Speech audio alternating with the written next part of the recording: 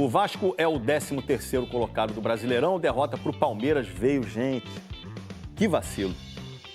Acho que o torcedor já viu um Vasco diferente, buscando o gol, muito mais aguerrido, muito mais Vasco da Gama. Diferente.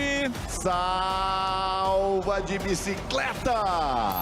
Mas nem tanto. Saída errada do Vasco, presentaço na saída para o jogo. O Vasco abriu mão de São Januário contra o Palmeiras. Levou o jogo pro Mané Garrincha em Brasília. E isso não tem dado muito certo não, hein? Nunca conseguiu, curiosamente, vencer aqui desde que o estádio foi reformado lá em 2014 para a Copa do Mundo. 8 jogos, 3 empates do Vasco e 5 derrotas. Abriu mão daquele caldeirão e de 2 jogadores fundamentais. Verratti e Coutinho estão em Brasília, mas não ficam nem no banco de reservas por uma questão de desgaste, tanto físico quanto mental. Eu quero jogar sempre, não costumo sair do time, não gosto, mas é necessário. Decisão do técnico interino, Felipe, que segue no comando uma semana após a demissão de Fábio Carilli. O Vasco do Felipe apostou nos cruzamentos, mas aí sem o Verratti fica mais difícil. Ficou na dúvida o Lloyd lá do outro lado entre bater, dominar, ele recuou pro Everton. A pontaria do Palmeiras também não tava lá essas coisas não. Facundo pra área, Fux perdeu! A chance de ouro apareceu no último lance do primeiro tempo. O Everton falhou, João Vitor tira-se, ai de bicicleta sensacional! Jai, lateral do Palmeiras, foi bem demais para livrar a cara do Everton, hein? Que lance no Mané Garrincha! Por falar em defesas sensacionais, o Léo Jardim estava inspirado, como sempre. Espalma! Léo Jardim numa bola complicada. Pegou bem demais esse chute aí do Emiliano Martínez. Até que aos 14 do segundo tempo, Hugo Moura se apresentou para ajudar o Léo Jardim na saída de bola. Eles conversaram um pouquinho ali, pediram calma, aí o Léo Jardim rolou pro Hugo. E aí, meu amigo? Saída apertada, Hugo Moura falhou, o Estevão rolou, olha o gol, Vitor Roque! Vacilo gigante do Hugo Moura. 1-0 Palmeiras, que é o novo líder do Brasileirão. Repara que ele ficou pedindo a aproximação do Luiz Gustavo, mas acabou desarmado pelo Richard Rios. Primeiro gol do Vitor Roque pelo Palmeiras. Custou mais de 150 milhões de reais e já estava numa seca de 12 jogos. Tinha que desencantar logo contra o Vasco. Foi comemorar com o Estevão e ignorou o Jai. Que vácuo, hein? O Jai salvou o time lá atrás, gente. Pô, mal agradecido demais. 4º jogo do Vasco fora do Rio no Brasileirão, 4ª derrota. Agora são 9 jogos sem vencer em Brasília. São Januário faz uma falta. Faz falta aquele caldeirão, né? O Vasco não vence o Palmeiras, gente, há quase 10 anos. Já contando com o jogo de ontem, são 13 jogos, 9 vitórias do Palmeiras, 4 empates. Tem gente que já saiu do Palmeiras, contratação milionária desencantando, tudo menos vitória do Vasco. É uma freguesia gigantesca. Com falha de Hugo Moura, o Vasco foi derrotado pelo Palmeiras. Mas você tinha uma chance, assim, na cabeça? Eu não tinha chance nenhuma. Eu comecei o jogo sem expectativa. Aí começou o jogo, eu falei assim, dá pra não perder. Acontece isso, né? É pior. Aí o Hugo faz isso aqui. O Lloyd tá vendo bem, cara. Toma. Ai, ó, vamos ver o VT na volta, o Careca vai ficar nervoso. Rodou. O Vasco chegou perto com Lucas Freitas cabeceando para fora. Pelo Palmeiras, Richard Rios arriscou de longe. O time de São Januário tentou com Ryan. E o Verdão respondeu rapidamente com essa cabeçada de Richard Rios. Gustavo Gomes também teve a oportunidade e mandou longe. Estevão faz uma bela jogada individual e leva perigo. E em uma bobeira do Everton, o Vasco quase abriu o placar.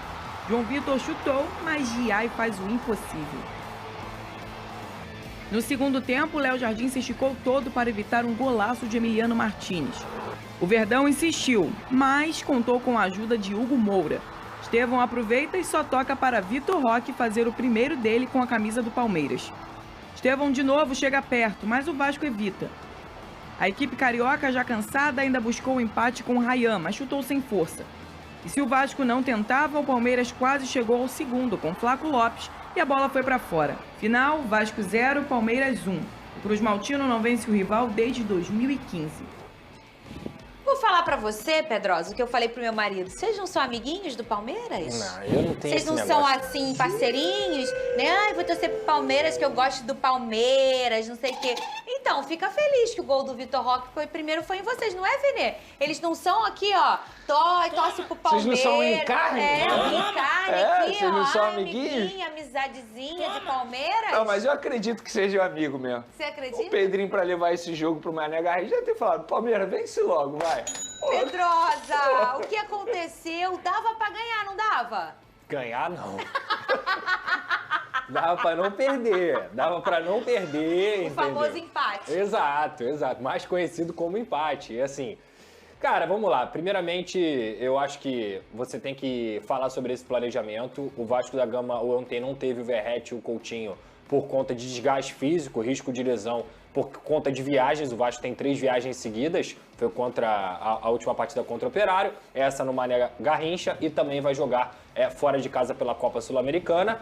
Uma viagem que foi inventada pelo Vasco, no sentido de ter vendido esse mando de campo por conta de 2 milhões e meio de reais. Achei muito pouco para a perda esportiva que o Vasco tem na temporada. É mais importante você ganhar pontos, até porque um rebaixamento custa muito mais caro do que você vender mando de campo ou não, mesmo entendendo a situação financeira. Acho que tirar jogos de São Januário é sempre um erro para o Vasco, além de tudo, contra o Palmeiras. Porque assim, entra a escalação, aí ele coloca o Lloyd, coloca o Nuno na posição do Coutinho e coloca o Ryan na vaga do Verratti. Gostou? O Vasco se torna um time, Fernanda, mais móvel, mais intenso fisicamente, com condições de competir, no sentido de os 10 jogadores de linha, eles conseguem correr atrás da bola. Tornaram o Palmeiras um time um pouco mais fácil de ser marcado. Eu acho que o Palmeiras é muito melhor treinado que o Vasco, tem jogadores muito melhores do que o Vasco, mas o Vasco conseguiu pressionar a saída de bola, pressionar o portador da bola, não deu tanto espaço para o Palmeiras. O jogo de controle que eu achei que o Palmeiras teria, não teve. O Vasco teve suas oportunidades, tanto é que no primeiro tempo tiveram 2 chances claríssimas na partida.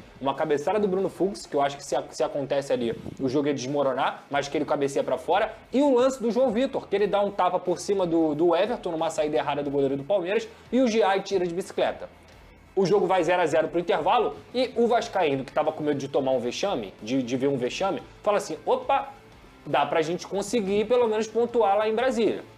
Ok. Volta para o segundo tempo, o medo de todo vascaíno também é o seguinte, esse time volta muito mal para o segundo tempo e fisicamente cai muito de rendimento.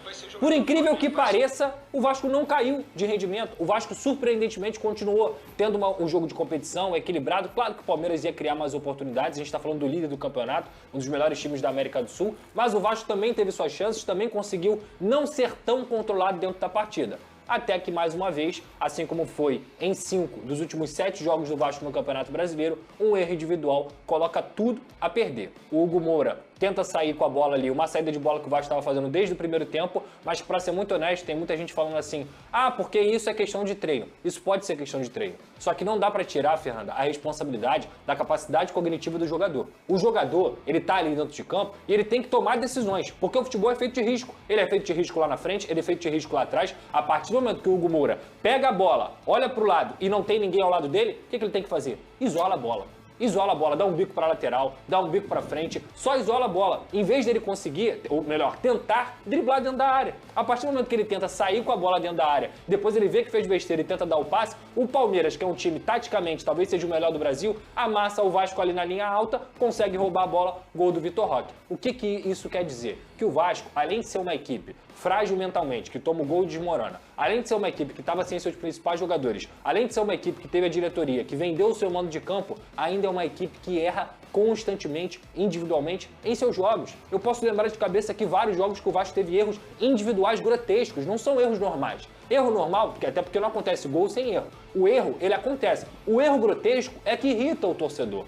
Paulinho contra o Santos, aí pega João Vitor contra o Corinthians, João Vitor contra o Ceará, Hugo Moura contra o Sport e hoje, e ontem, nessa partida contra o Palmeiras, Hugo Moura novamente. E o pior, o Hugo Moura nem é um dos problemas do Vasco, mas ele mais uma vez protagoniza um lance que acaba fazendo o Vasco perder a chance de pelo menos ganhar um ponto. Então assim, quando eu falava o tempo inteiro aqui, o Carille não chuta a bola, o Carille não cabeceia, o Carille não finaliza, ele arma o time, ele monta um plano de jogo. Assim como o Felipe, para mim, montou um bom plano de jogo ontem. Só que esse plano de jogo não existe quando você tem um erro individual. Não há plano de jogo que o técnico arme que se sustente com tanto erro individual. Então esses jogadores precisam ser cobrados. E aí, eu também concordo, essa cobrança tem que acontecer. E aí entra um outro problema, que ele é generalizado, não é só do Vasco, mas obviamente ele vai ficar mais latente quanto você vai vendo a qualidade das peças, né? Elas ocupam prateleiras, os jogadores têm seus valores.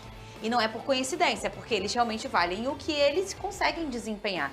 A chance de um jogador muito mais valorizado errar é um pouco menor, não é menor, mas é um pouco menor, porque eles são seres humanos, podem errar, mas a chance é menor. Vene Casagrande, como é que você evita essas coisas se você não tem tempo para treinar? Por exemplo, agora o Vasco vai ter aí, provavelmente, a chegada do Diniz, o Pedrosa já vai trazer atualização em relação a isso.